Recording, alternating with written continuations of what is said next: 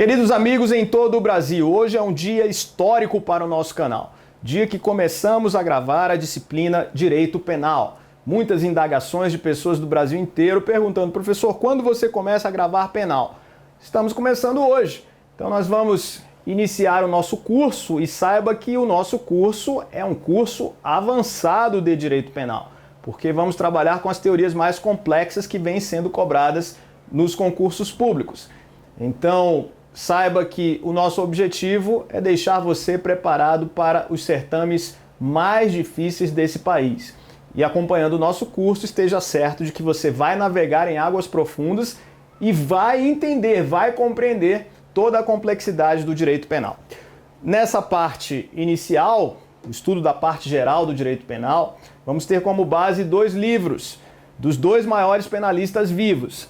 O primeiro, de Eugênio Raul Zaffaroni, Direito Penal Parte General, da editora Ediar, e outra obra espetacular de Klaus Roxin, também denominada Direito Penal Parte General, editora Thomson Civitas. Então são dois livros que servirão de base para o nosso estudo, principalmente nessa parte inicial relativa aos princípios do direito penal, mas saiba que aqui você também vai conhecer o entendimento dos autores brasileiros. A doutrina nacional, a doutrina pátria também vai ser muito mencionada ao longo das nossas aulas. E você já começa em alto nível, porque o nosso tópico agora é o tópico conceito de direito penal e você vai ter no seu caderno os conceitos de direito penal segundo os dois maiores penalistas vivos. Conceito de direito penal segundo Klaus Roxin e conceito de direito penal segundo Eugênio Raul Zaffaroni. Então a gente começa o nosso curso de direito penal fazendo um tópico que é o tópico conceito de direito penal. Você vai saber o que pensa Roxin acerca do direito penal e o que pensa Zaffaroni acerca do direito penal. O que é o direito penal para Roxin e para Zaffaroni. Então aparece na sua tela o conceito de direito penal segundo Klaus Roxin.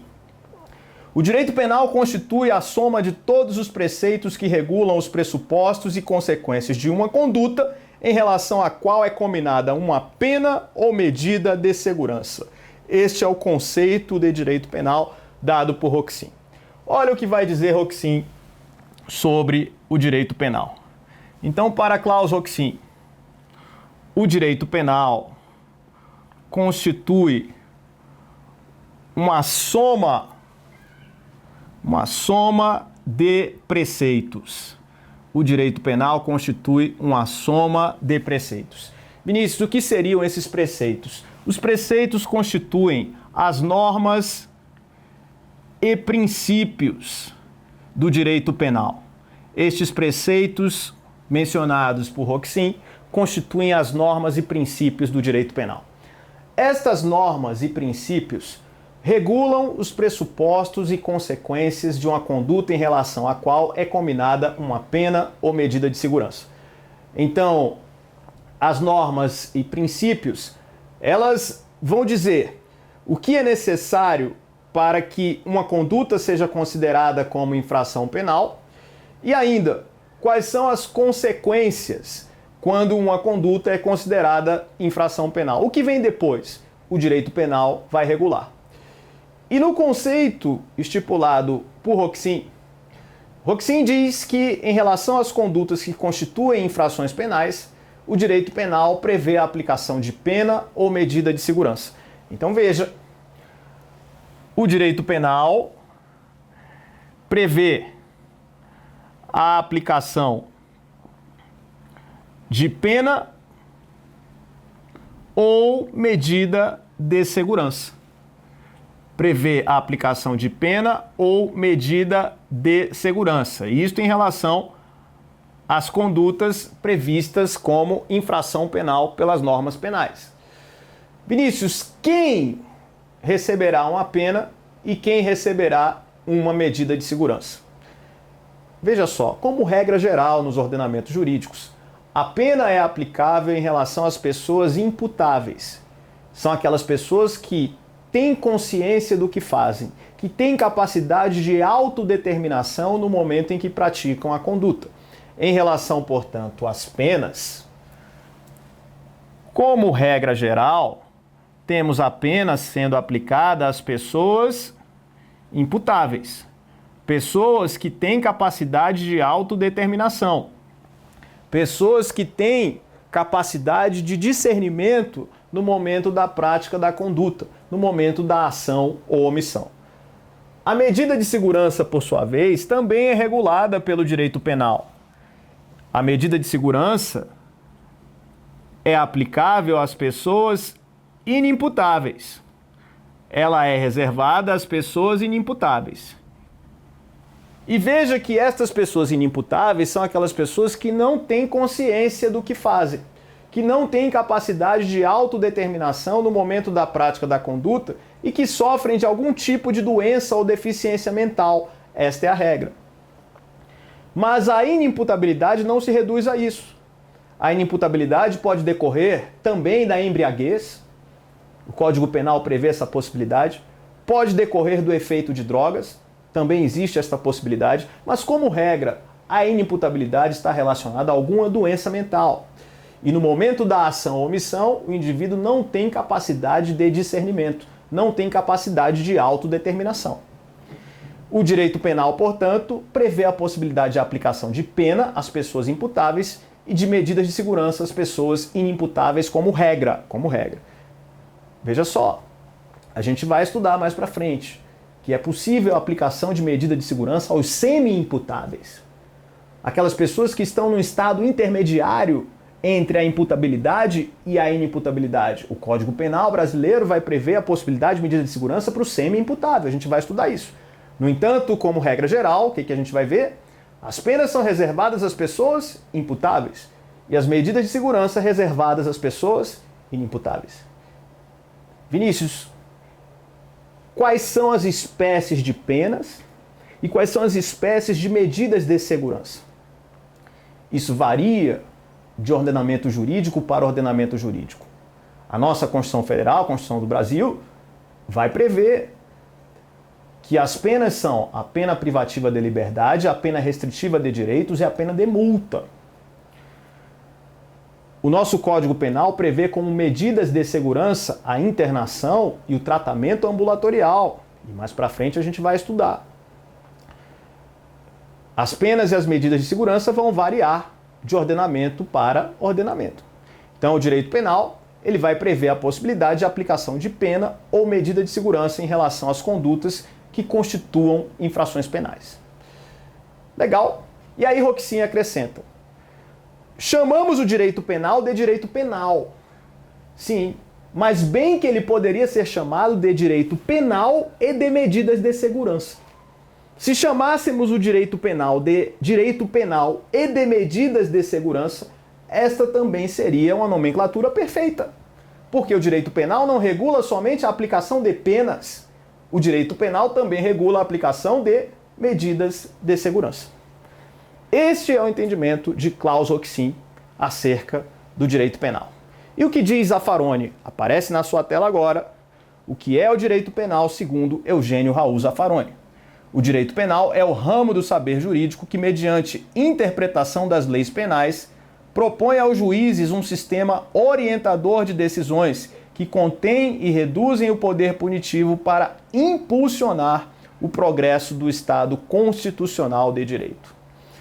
Zaffaroni já vai dar um enfoque diferente quando define o direito penal. Ele diz o seguinte: o direito penal é o ramo do saber jurídico que vai orientar os juízes no sentido de conter e reduzir o poder punitivo do Estado para impulsionar o progresso do Estado constitucional de direito.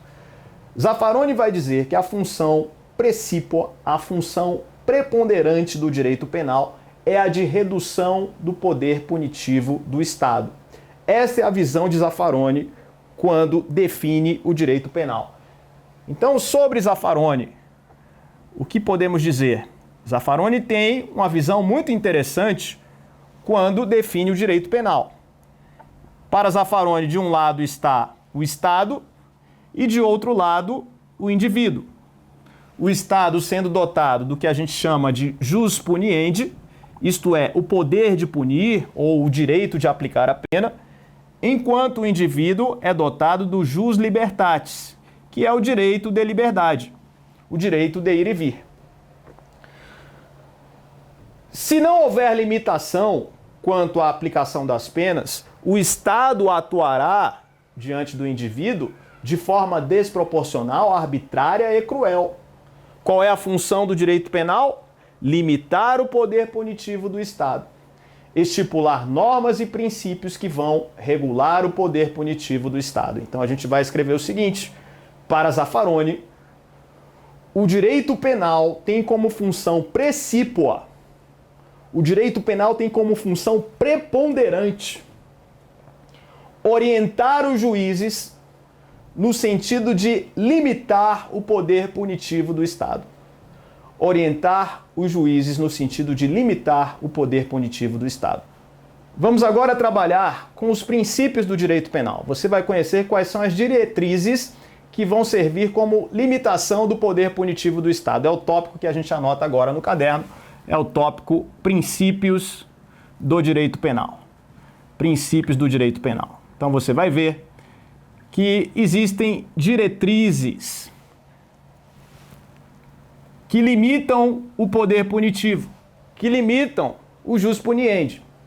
E a gente vai ver quais são estes princípios analisando a jurisprudência do STF e do STJ e analisando o que pensa a doutrina acerca dos princípios do direito penal. Você vai ter no seu caderno aqueles princípios que de forma reiterada estão sendo cobrados nas provas. Começando pelo princípio de número 1. Vamos trabalhar com o denominado princípio da lesividade. O que é o princípio da lesividade? Primeiro princípio trabalhado pela doutrina, princípio da lesividade.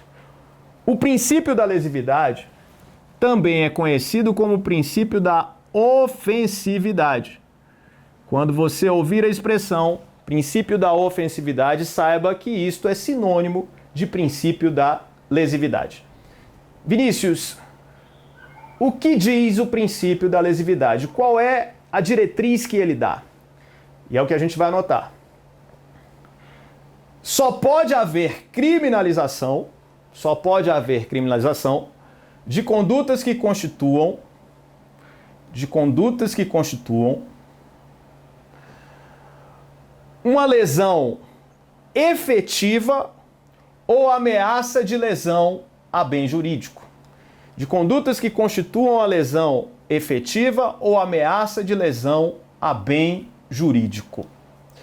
Então, aqueles bens relevantes para o convívio social, a vida, o patrimônio, a dignidade sexual, a honra, esses bens podem ser considerados como bens jurídicos, bens tutelados pelo direito. Então, ao falarmos em bem jurídico, a gente pode definir da seguinte maneira: é o bem da vida,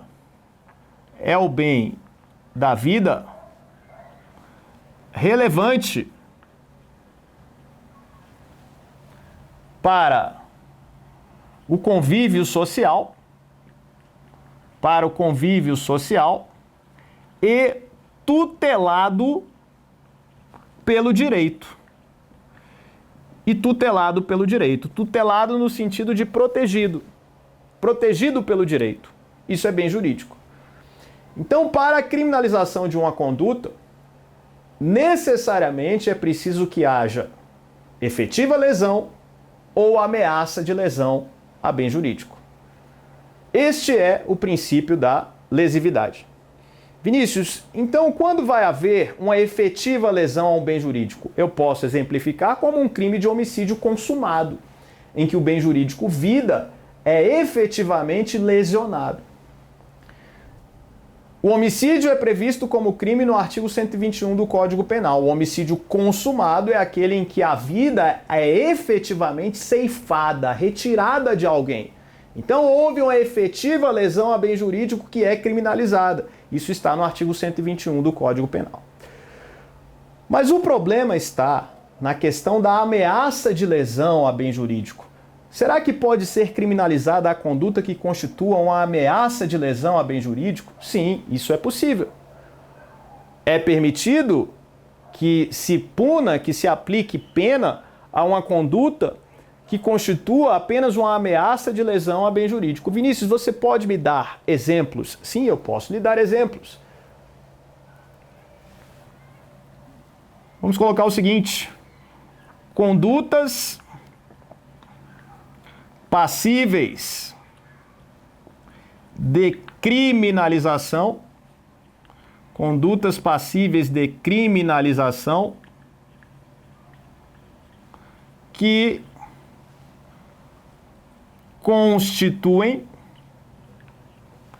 ameaça de lesão a bem jurídico. Que constituem ameaça de lesão a bem jurídico. Eu posso exemplificar como os crimes tentados. A tentativa é criminalizada pelo direito penal. O sujeito saca uma arma, efetua 10 disparos de arma de fogo contra a vítima, erra todos os 10 disparos, a intenção dele era matar. Ele responde por tentativa de homicídio. A ameaça de lesão a bem jurídico, ela está sendo penalizada, está sendo criminalizada. O crime tentado é um exemplo que constitui criminalização de ameaça de lesão a bem jurídico. E outro exemplo mencionado por Roxin são os crimes de perigo abstrato. Crimes de perigo abstrato. O perigo abstrato que podemos definir como o perigo presumido. São aquelas condutas que, de forma presumida, acarretarão uma ameaça de lesão a bem jurídico. Qual é o exemplo mais trabalhado pela nossa jurisprudência hoje? O artigo 14 da Lei 10.826 de 2003, que é o porte ilegal de arma. Artigo 14 do Estatuto do Desarmamento, o crime de porte ilegal de arma. O sujeito perambula com a arma pelas ruas, pouco importa se ele vai apontar essa arma para alguém. Eu estou presumindo que existe uma ameaça de lesão a bem jurídico. Um outro exemplo trabalhado pela jurisprudência é o artigo 306 do Código de Trânsito, da Lei 9.503 de 97, embriaguez ao volante. Criminalização de crimes de perigo abstrato. Conduta que, de forma presumida, ameaça de lesão o bem jurídico. Veja que é possível a criminalização de condutas que acarretem apenas ameaça de lesão a bem jurídico. Exemplos: crimes tentados, crimes de perigo abstrato. Legal? Bacana? Muito fácil. Olha só que interessante. Atualmente, a doutrina tem mencionado um fenômeno que já vem sendo cobrado em prova, fenômeno este denominado de espiritualização do bem jurídico, desmaterialização do bem jurídico ou dinamização do bem jurídico, é o que a gente vai anotar agora. No que consiste a denominada espiritualização do bem jurídico, ou ainda desmaterialização ou dinamização do bem jurídico. Dinamização do bem jurídico. Vinícius, do que estamos falando? Você vai saber agora. Os bens jurídicos, eles podem ser alterados ao longo do tempo, porque o direito pode se preocupar em tutelar determinado bem jurídico numa determinada época e, com a evolução da sociedade, deixar de proteger aquele bem jurídico. Então, pode ser que ao longo do tempo exista uma alteração quanto aos bens jurídicos que são relevantes para o convívio social naquela época, naquele local. Hoje, a doutrina tem falado em espiritualização, desmaterialização ou dinamização do bem jurídico. O que é isso?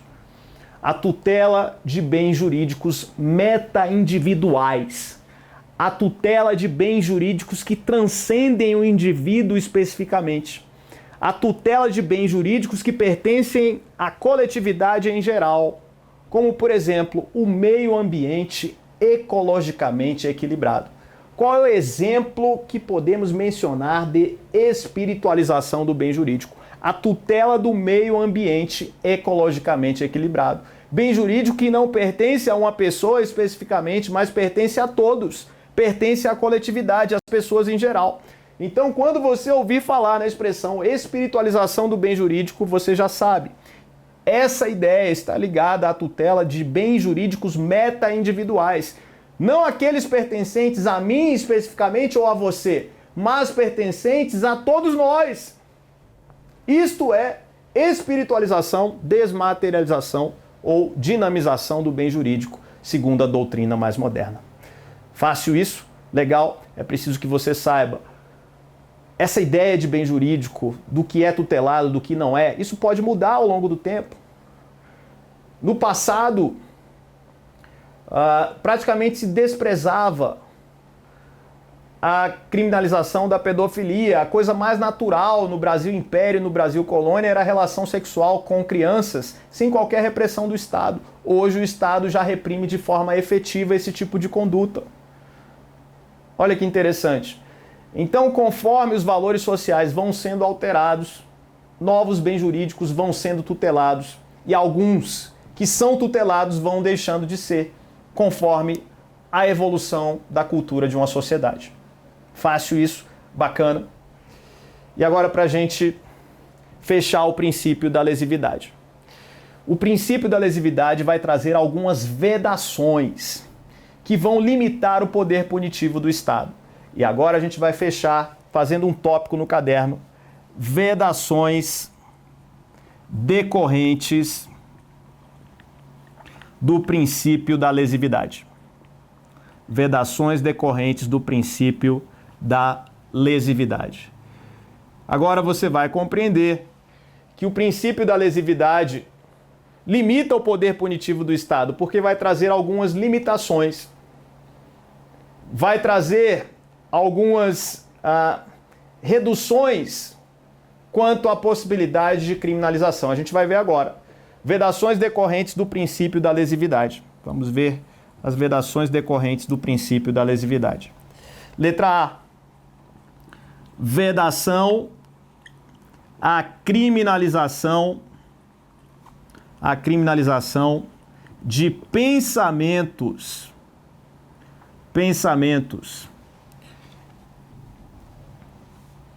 e cogitações. Vedação à criminalização de pensamentos e cogitações. Vinícius, como assim? O direito penal não pode punir meras cogitações, meras ideias. Enquanto tudo estiver no campo das ideias, não pode haver criminalização. Se a gente for punir as pessoas porque elas estão pensando em fazer algo mal, vai ter que punir todo mundo. Então, o direito penal, num regime democrático, não permitirá que cogitações ou pensamentos, coisas que estão na mente do agente, possam ser criminalizadas. O que vai poder ser criminalizado é o que é exteriorizado. O pensamento exteriorizado que venha a lesar bem jurídico de terceiro ou ameaçar de lesão bem jurídico de terceiro é outra coisa. Enquanto tudo está aqui na mente, o direito penal não pode intervir. Isso fica para o campo da moral. Prova de delegado da Polícia Civil no Rio de Janeiro, prova oral. O examinador perguntou para o candidato o que era o direito à perversão. E é nesse âmbito que a gente vai estudar o direito à perversão. É o direito de pensar o que quiser, ser perverso nos pensamentos. As pessoas até têm esse direito. O que não se pode é exteriorizar a perversão, porque se isso vier a causar lesão ou ameaça de lesão a bem jurídico, aí sim, a conduta passa a ser passível de criminalização. Esta, portanto, é a primeira vedação do princípio da lesividade. Veja só, você pode pensar o que quiser. O que não pode é exteriorizar. Você já pensou em matar alguém? Opa, já pensou? Imagina se fosse criminalizar pensamento ou cogitação. Segunda vedação. Segunda vedação. Vedação a criminalização de condutas que não tenham caráter transcendental. Vedação à criminalização de condutas que não tenham caráter transcendental. Vinícius, o que significa isso? Vedação à criminalização da autolesão.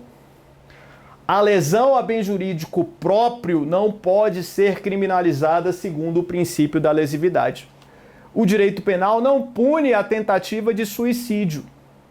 Se o indivíduo pegar um pedaço de pau e quebrar o próprio carro, não responde por crime de dano, porque aquele bem jurídico é próprio e não de terceiro. E aí veja, só existe criminalização no Estado democrático em relação a condutas que violem bens jurídicos de terceiros ou ameacem de violação bens jurídicos de terceiros. A autolesão não é punida pelo direito penal no regime democrático. E agora uma terceira vedação, letra C, terceira vedação decorrente do princípio da lesividade. Vedação à criminalização de meros estados existenciais. De meros estados existenciais. Vedação à criminalização de meros estados existenciais. Vinícius, me explica isso aí. Já imaginou alguém sendo criminalizado pela cor da pele, única e exclusivamente por ser negro? Alguém ser criminalizado porque nasceu em determinada região do país? Alguém ser criminalizado porque cresceu num determinado local, numa determinada comunidade? Alguém ser criminalizado por ser homossexual? Isto é a criminalização de meros estados existenciais. Isso é um absurdo no Estado democrático de direito. O princípio da lesividade jamais vai permitir que uma pessoa seja apenada em virtude de meros estados existenciais. Condições íncitas ao ser humano. Isso jamais pode ser criminalizado. Condições que estão ligadas à própria existência daquela pessoa. Isso jamais pode ser criminalizado. É mais uma vedação decorrente do princípio da lesividade. Ficou fácil aí?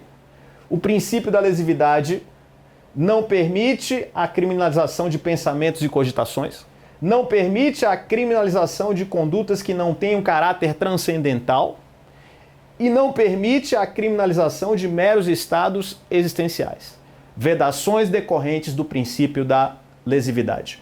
No próximo bloco, vamos falar do princípio da insignificância. Vamos ver muita jurisprudência do STF e do STJ acerca do princípio da insignificância. Até lá!